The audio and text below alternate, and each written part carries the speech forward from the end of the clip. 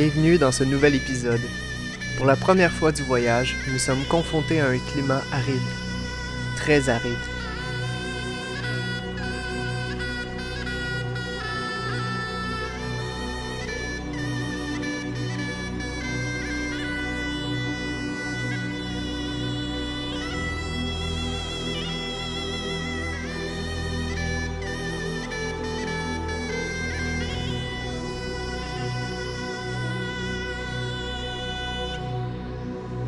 Qu'allons-nous vivre dans ce nouveau pays? Ici, le désert est roi et nous lui sommes soumis. L'eau se fait rare et la nourriture est précieuse. Le défi ne sera pas de grimper des cols dans les montagnes, mais bien au contraire. Nous devrons suivre une route à plat, à perte de vue pendant plusieurs jours. Bienvenue au Kazakhstan.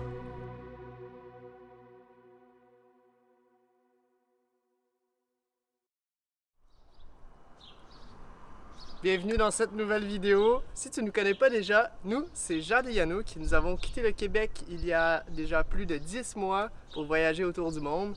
Et aujourd'hui, nous voilà dans un nouveau chapitre de notre voyage.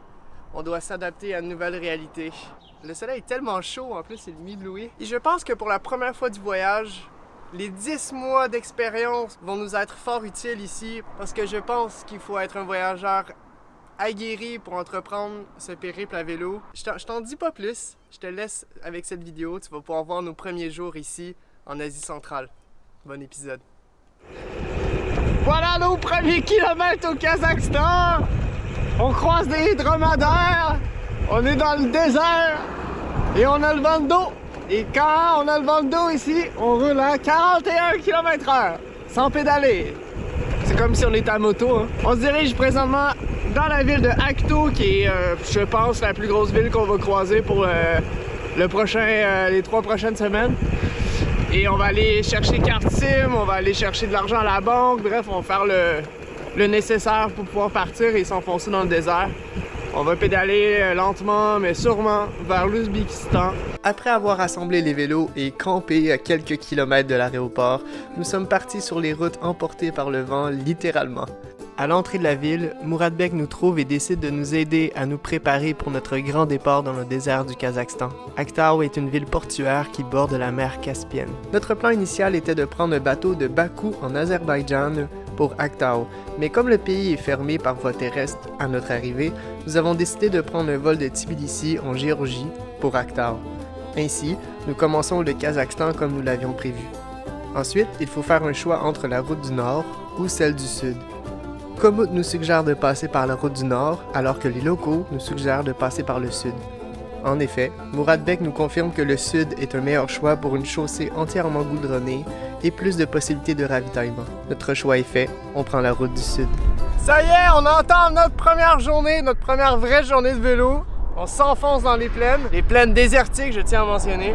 On va suivre cette grande route pendant plus de 50 km, mais on a un beau vent de dos.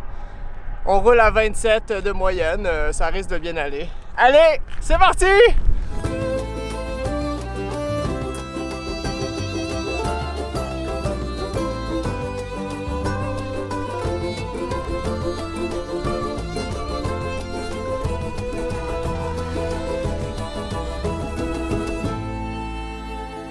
On vient de terminer notre première journée de vélo. Bon, ça a été une petite journée, on te l'avoue, parce qu'on est parti, il était près d'1h de l'après-midi. Et là, il est proche 4h. Avec le peu d'heures de vélo qu'on a fait aujourd'hui, on a quand même fait plus de 50 km. Avec un beau vent de dos, c'était facile, donc on n'est pas trop épuisé pour trouver notre bivouac ce soir. Le défi, c'est de trouver un spot à l'abri du vent. Alors on s'est un peu écarté de la route principale, on s'est mis dans un espèce de champ. Dans le désert, en fait, on va essayer de trouver un endroit avec un dénivelé pour pouvoir poser la tente. On a trouvé un spot. Et là, Jade est en train de jouer dans un carré de sable. Jade qui retourne en enfance. Elle creuse des trous dans le sable. Alors, qu'est-ce que tu es en train de faire? Tasser cette petite butte de sable pour pouvoir mettre la tente ici. Les petits buissons, c'est des piquants. Donc c'est un peu difficile d'installer la tente, mais ce qui est encore plus fou, c'est que un peu partout, il y a des coquillages comme ça. Puis un peu plus loin, en suivant l'ancien ruisseau, il y a des algues.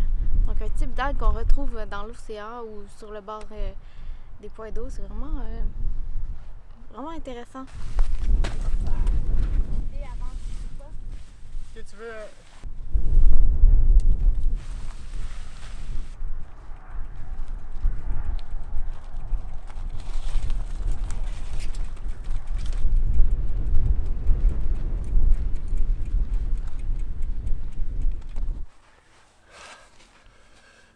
On est plutôt pas mal ici.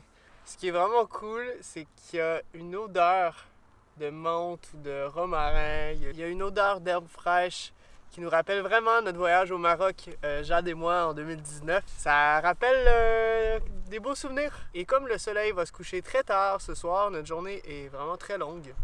On peut vraiment en profiter pour relaxer, lire un livre. T'es heureuse, Jade? Elle est heureuse. Ah merde, là on a un souci. Je viens pour installer le réchaud et tout pour me faire un café et je réalise qu'on n'a pas de briquet. Comme on a pris l'avion, on a cru bon de laisser les briquets à Tbilissi pour pas les amener avec nous en avion. Alors là, on est dans le milieu de nulle part et on n'a pas de quoi faire un feu. Et sans le réchaud, on n'a rien pour manger ce soir. On comptait vraiment sur notre réchaud pour cuisiner. Sinon, on va manger des poivrons crus, 2 poivrons crus, une canne de bine, et c'est cela. Oh non, attends, peut-être que j'ai quelque chose. C'est vrai, j'ai le truc qui fait des étincelles là, pour la survie. Je sais pas trop comment on appelle ça. On va peut-être s'en sortir. Oh, des fois, il y en a là-dedans. Ouh!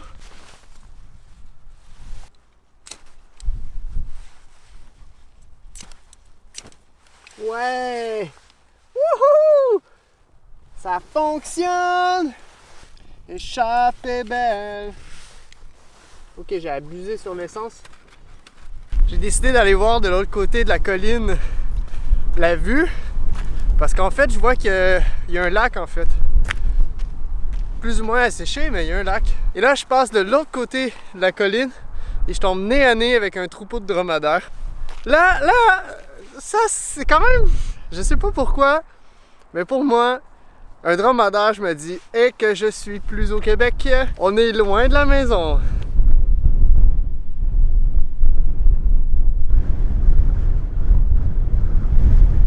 Quand on a fait notre voyage au Maroc, les dromadaires avaient les pattes liées ensemble, ce qui faisait en sorte qu'ils ne pouvaient pas aller très loin dans le désert, que les gens pouvaient aller les rechercher facilement. On trouvait que c'était un peu cruel de faire ça aux dromadaires, alors qu'ici, ils sont en pleine nature, sont dans leur élément. C'est plutôt pas mal.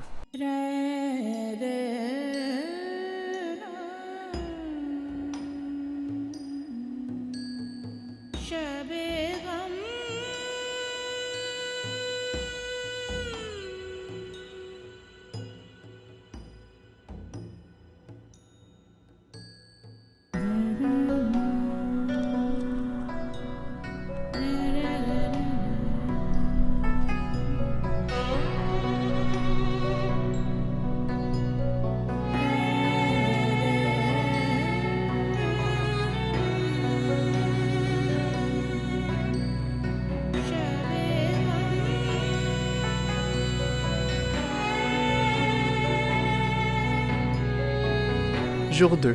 On garde la tête haute. On transpire dès le réveil. Des couches de sueur, de poussière et de crème solaire s'accumulent sur notre peau. L'ombre se fait rare, alors nous ne devons pas rater la moindre occasion de se reposer à l'abri.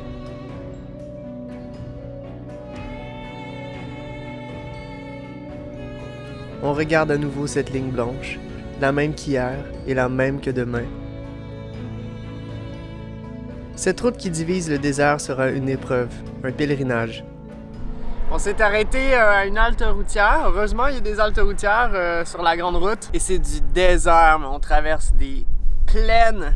Il n'y a absolument rien. Le vent, c'est vraiment le facteur qu'on regarde le plus. La direction du vent surtout. Parce que dès que le vent se lève, ça sert à rien de pédaler à contre-courant, à contre-vent. C'est juste impossible. Avec les camions qui passent, là, ils font des rafales de vent et on se ramasse la poussière dans les yeux. En fait, c'est que j'ai perdu mes lunettes de soleil. Encore. C'est ma deuxième paire, mais j'ai comme un mauvais karma pour les lunettes de soleil. Je suis convaincu que je les ai perdues dans l'avion. Alors, je suis en train de traverser un désert sans lunettes de soleil. Oh yeah! Mais heureusement que j'ai mon chapeau de paille, ça m'aide à avoir encore des rétines. Bon, on s'arrête pas trop longtemps parce que c'est juste plus difficile de repartir. On va être autour du 75 km aujourd'hui. On trace quand même bien. On essaie de se rendre près du prochain village, au prochain point de ravitaillement. C'est plutôt cool. On s'est arrêté dans un village et on s'est fait offrir de l'eau et de la crème glacée.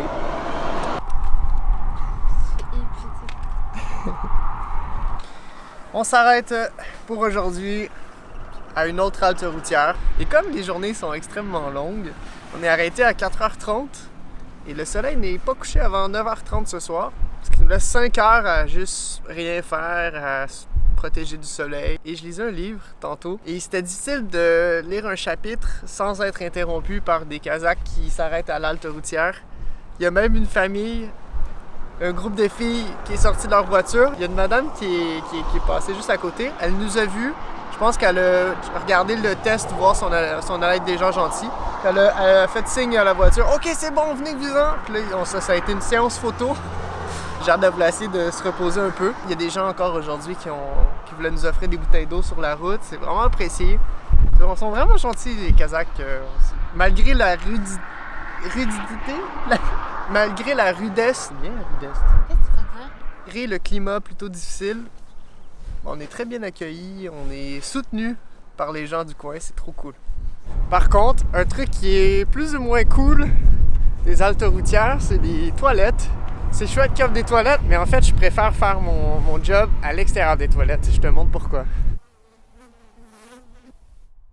Et je vais t'épargner l'odeur aussi à l'intérieur.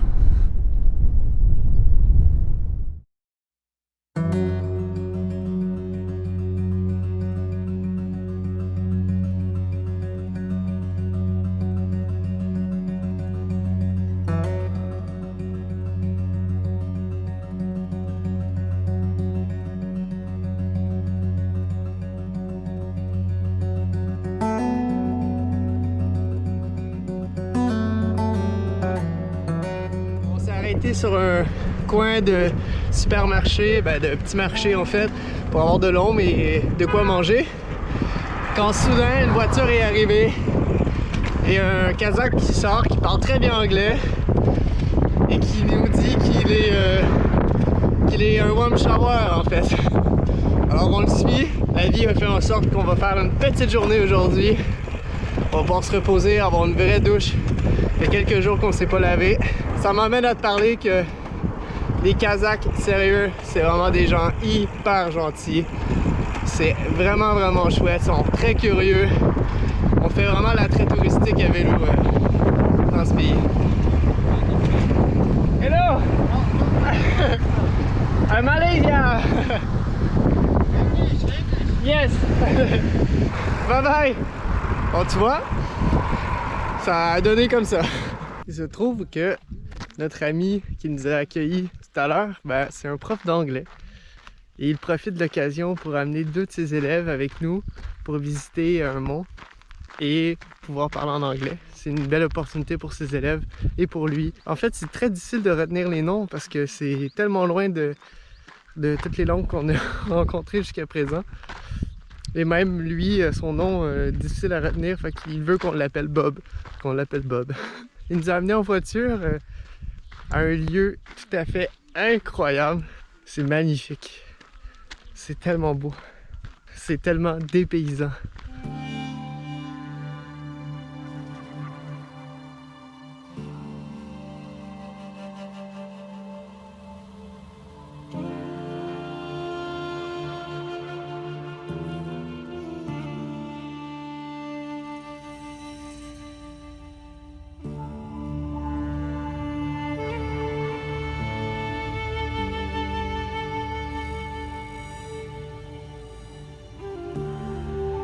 Après une nuit de repos, nous repartons dans cet horizon à perte de vue. Nous avons les papillons au ventre car nous ne savons pas à quoi s'attendre. Après Shedpe, les points de ravitaillement sont plus rares et distancés. Parfois, il faudra faire plus de 100 km pour trouver de l'eau. va y arriver. L'important, c'est d'y croire.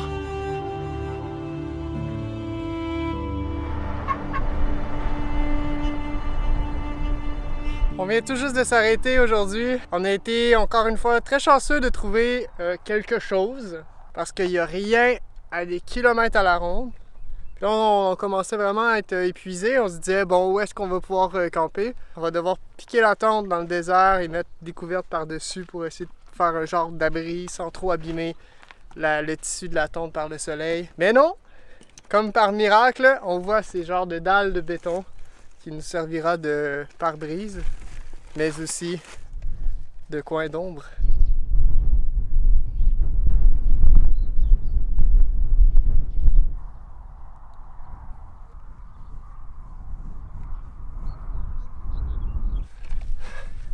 Il y a une chose qui est vraiment chouette, c'est que les journées sont extrêmement longues, qui nous laissent amplement le temps de faire les kilomètres qu'on veut, prendre le temps de rien faire si je le souhaite et ça me dérange même pas. Je me sens vraiment pas mal. C'est quoi, on a des journées de 18 heures d'ensoleillement, non? Hein? On a des journées de 16 heures d'ensoleillement. C'est vraiment chouette. On n'est pas en Bosnie où à 3h30 de l'après-midi, il fallait penser à trouver de bivouac parce que dans une heure, il allait faire noir. Là, c'est plutôt 9h30 le soir. Plutôt pas mal, ouais. Alors, le menu de ce soir, rien faire. Rien faire. Regardez le lointain. Ça me plaît. Et pour la première fois... Et ce soir, pour la première fois, on va dormir sans le toit parce qu'il n'y a personne qui risque de nous déranger et aucun nuage dans le ciel et aucune pollution lumineuse à proximité. Les chances sont très bonnes pour avoir un superbe spectacle d'étoiles cette nuit. Pourquoi s'en priver?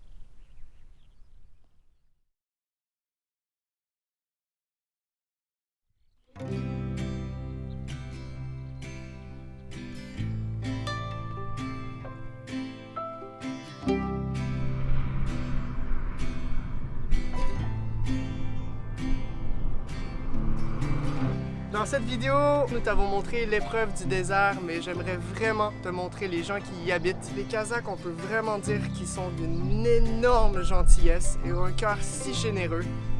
Je veux vraiment te les présenter. Mais d'ici là, porte-toi bien. On se donne rendez-vous la semaine prochaine pour la suite de nos aventures dans le désert du Kazakhstan. Ciao!